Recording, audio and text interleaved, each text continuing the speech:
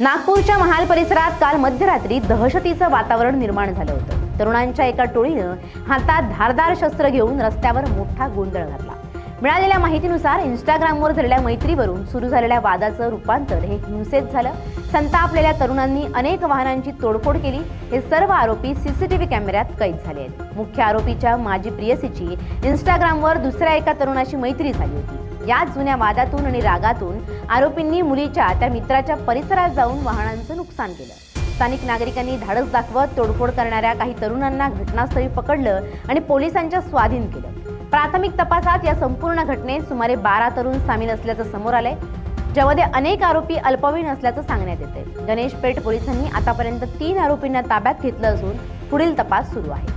सदरची घटना गणेशपेठ पोलीस स्टेशनच्या अंतर्गत गाडीखाना जोरीपुरा या ठिकाणी 11:15 ते 11:30च्या दरम्यान काही मुलांनी येऊन गाडी तोडफोड केली। याच्यामध्ये आम्ही 3 मुलांना याच्यामध्ये ताब्यात घेतलेलं असून याची पार्श्वभूमी जर पाहिली, याच्यामधले आरोपी आणि काही तरुणांमध्ये मुलीच्या प्रकरणावरून या ठिकाणी वाद झालेला होता 3-4 महिन्यापूर्वी। त्या वादातून जे आरोपी आहेत हे आरोपी त्या सदर मुलाचे घर शोधण्यासाठी सदर एरियामध्ये गेलेले होते। त्या एरियामध्ये गेल्यानंतर त्यांनी त्या ठिकाणी गाड्यांची तोडफोड केलेली आहे।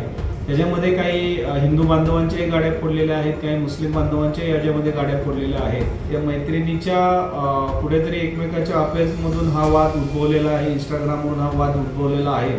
त्याच्यामध्ये जे तरुण होते, जवळपास 12 तरुण या ठिकाणी निष्पन्न होत आहेत। त्या ठिकाणी कोणताही हिंदू मुस्लिम वाद झालेला नाहीये किंवा तो अँगल नाहीये। याच्यामध्ये या मुलीच्या प्रकरणावरून झालेला हा वाद असून सदर वादामध्ये अद्याप आम्ही झालेल्या प्रकरणामध्ये 3 आरोपींना ताब्यात घेतलेला आहे। त्याच्या अनुषंगाने आम्ही गुन्हा दाखल करण्याची प्रोसेस सुरू आहे।